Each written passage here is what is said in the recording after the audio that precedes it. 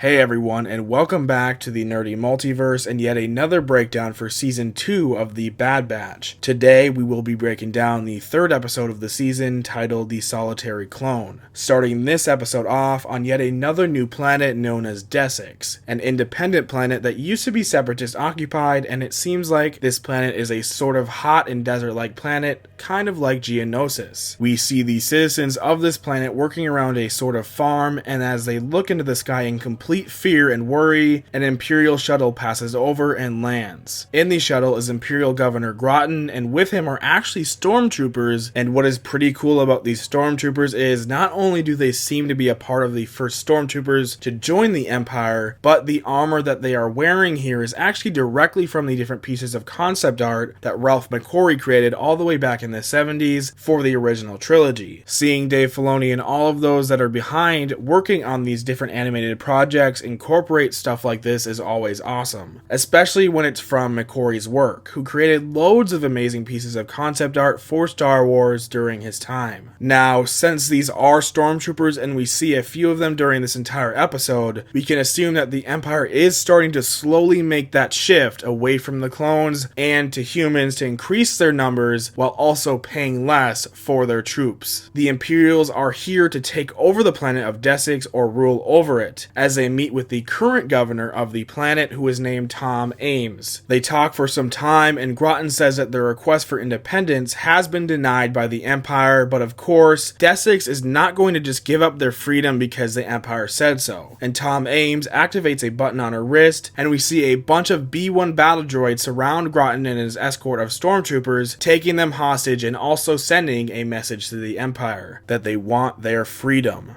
Arriving on Coruscant, we finally see Crosshair again as he wakes up from his sleep as what we can assume are the alarms for the troopers to go eat their meals. While Crosshair walks through the lunchroom and tries to sit down at a table and eat, the other clones look at him and move away instantly. We can also hear them talking about some kind of recruitment that's going on, which is most likely referring to the Empire recruiting humans as stormtroopers, as we do see some of these stormtroopers walk through the room during this scene. Crosshair ends up getting called to Admiral Rampart's office and is cleared to be put back on duty and to take missions, as Rampart informs him of a mission that he is going on right now to go to Desix and free Governor Groton from his hostage situation. But this time, Crosshair will not be back to commanding this time, and instead will be reporting to another clone commander, as Rampart states that he is not fit to lead a squad right now. We find out exactly who Crosshair will be reporting to as he goes to meet with his commanding clone and squad, as none other than Commander Cody walks in, who of course was a big character in the Clone Wars and is probably the second most popular clone next to Captain Rex. But also he was the commander to Obi-Wan's clone battalion, and Cody was also the first clone that we saw execute Order 66 on screen, when he ordered his troopers to fire on Kenobi on Utapau during Revenge of the Sith. Cody says that he personally requested for Crosshair to accompany him and his squad on this mission after he heard that he was back in duty. The two talk about Clone Force 99, the Bad Batch going rogue, and then Cody mentions that he has heard rumors and reports that more and more clones have been questioning Order 66 and how he finds this strange. Crosshair responds to this and says that anyone that questions the Order is a traitor, just like the Jedi were. And when he says this, you can tell just by Cody's face that he does not agree with this, and he definitely has a feeling of guilt and regret for when he followed that order, but also for what him and all of his brothers have done and what the Republic has turned into, now a galactic empire. They walk off after Cody says that good soldiers follow orders, which of course is a pretty iconic line, and if you watch the Clone Wars you will definitely remember this line, and also remember the entire storyline that went with it, with the chip malfunctioning early in Tup when he ended up killing Jedi Master Tiplar, and how it eventually tied in with Fives and his death too. Getting aboard their ship with the rest of their squad to head to Desix, they brief themselves on their mission that is ahead. While talking about this mission, one one of the clones asks how there are droids active as there was a shutdown on all of them after the war ended, and Crosshair says that they could have just been reprogrammed, which is most likely what has happened here, as we have seen a few situations just like this, such as in the Rebels series. Their clone pilot enters orbit of the planet and is cleared to enter Desix and land their shuttle peacefully, as they all think this is just going to be negotiations. Being held hostage and guarded by B-1 battle droids, Groton is approached by Ames, and she takes off her helmet and talks about the Separatists, specifically Dooku, and how Count Dooku was always right about the Republic and how corrupt it really was, and how it would eventually turn into something entirely different, which now it has, as it is the Galactic Empire. Some of the B-1 battle droids here come out with their RPS-6 missile launchers, as well as a droid commander who is commanding a squadron accompanied by an AAT tank, and they end up firing on and shooting down Cody, Crosshair, and their squad's shuttle. A squadron of droids head out to scout the crashed shuttle to check for any survivors, and are taken out by Cody and Crosshair, and we see that their squad has a few survivors left, and they end up carrying on with their mission. Crosshair stays back and uses his sniper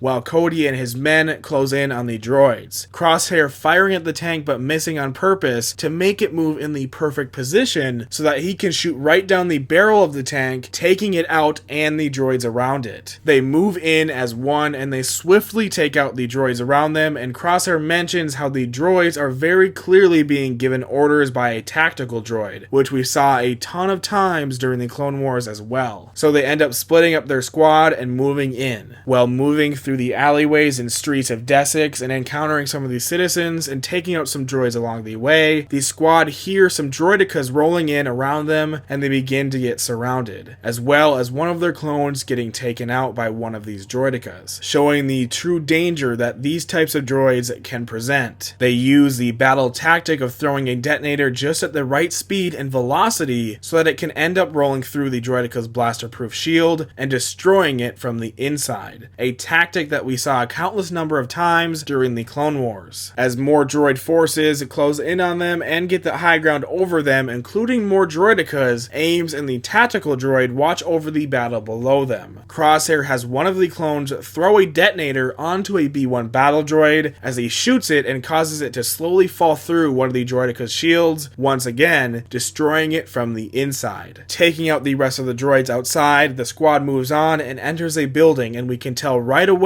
that it is way too quiet in here and something is not right, as commando droids return and drop in from behind them and take out yet another one of their clones, causing all of his detonators to go off, pushing Cody and Crosshair to be alone and to go up the spiral staircase. Tawny Ames orders the tactical droid to secure the tower, and we see a very similar scene to what we saw in The Mandalorian Season 2, when the Dark Troopers were activated, as the tactical droid activates the rest of the commando droids. Working their way up the spiral staircase, Cody and Crosshair keep getting attacked by the commando droids, and Crosshair ends up using his little mirrors, throwing them on the walls and shooting them, hitting amazing different sort of trick shots, you could say, taking out the commando droids. Of course, until the commando droids use their acrobatic skills and jump attack both Cody and Crosshair, where Cody takes out his vibroblade, which is the same type of knife that Hunter also uses, and he takes out both of the commando droids that are attacking them, even saving Crosshair's life. Crosshair gives Cody one of his reflectors and tells him to throw it as far as he can so that Crosshair can take out the tactical droid. Cody ends up throwing the reflector but being shot in the process, and Crosshair takes a shot and fires and hits one of the coolest blaster shots in Star Wars, reflecting off of the reflector and not only taking out the remaining commando droids but also the tactical droid as well. Cody is seemingly fine even after being shot by the commando droids, and he and Crosshair move up into the tower to complete their mission, as we hear that the rest of their squad has taken out the droid forces on Desix. Ames comes out from the shadows with Groton at gunpoint, and she talks to Cody and tells him about how Desix is supposed to be an independent planet and that they separated from the Republic years ago during the war, and that they only want peace and their planet's freedom.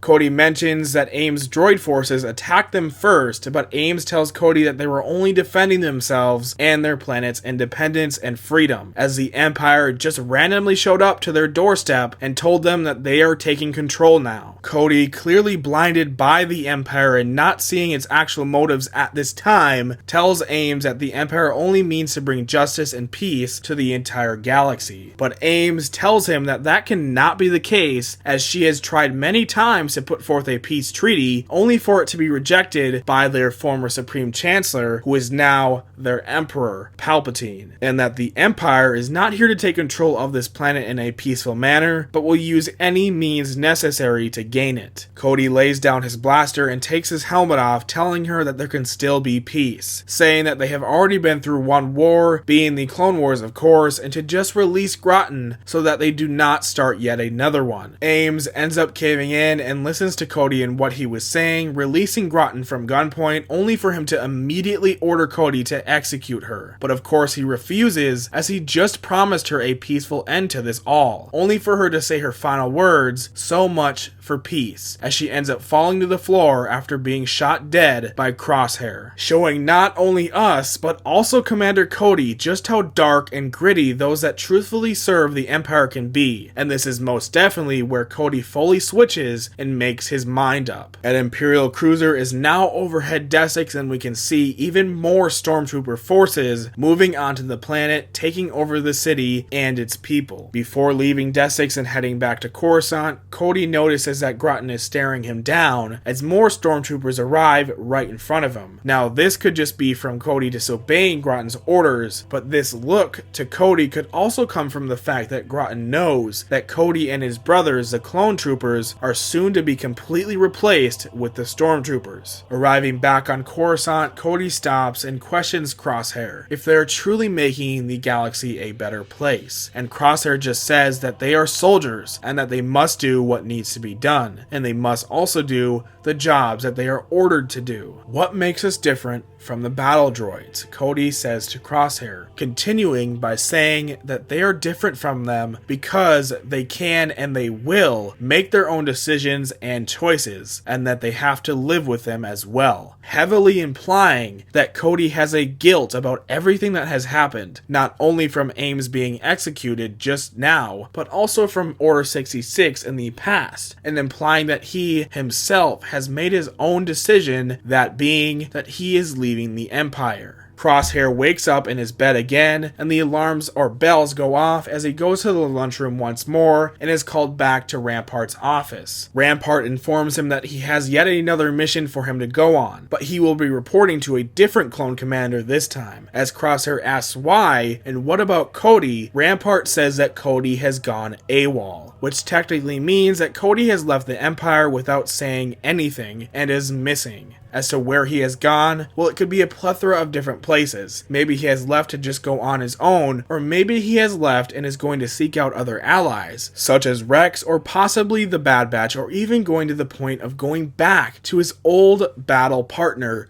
Obi-Wan Kenobi. Rampart tells Crosshair to report to CC-1126 instead of Cody, which we have not seen in any sort of series so far that I am aware of at least, and if this is just a clone commander, then we aren't too sure if this is just going to be a new clone or someone we have seen before. But also the CC could also mean clone commando. However, there is a clone that went by CT-1126, who was regarded as a hero after his actions during the Battle of Geonosis, where he ended up shooting a Separatist B-2HA series super battle droid with his blaster as it prepared to launch a missile at Republic ATTE walkers. His actions caused the missile to instead hit a Separatist IG-227 Hailfire droid tank, destroying it and allowing the Republic walkers to move on through the battlefield. CT-1126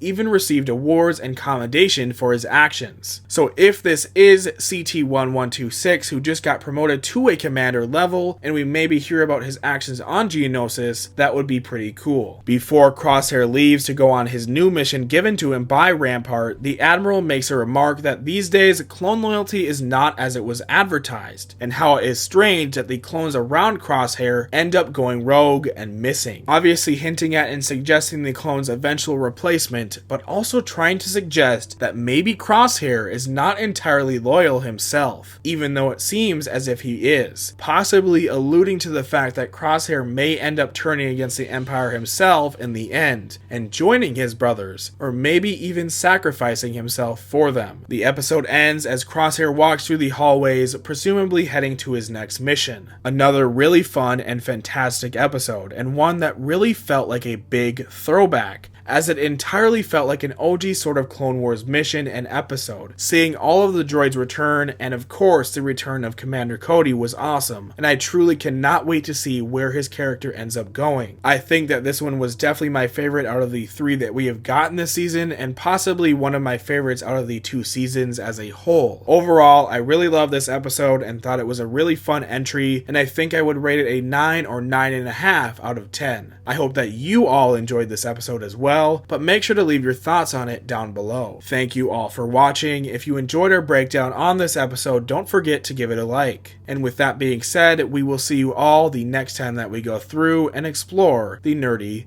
multiverse.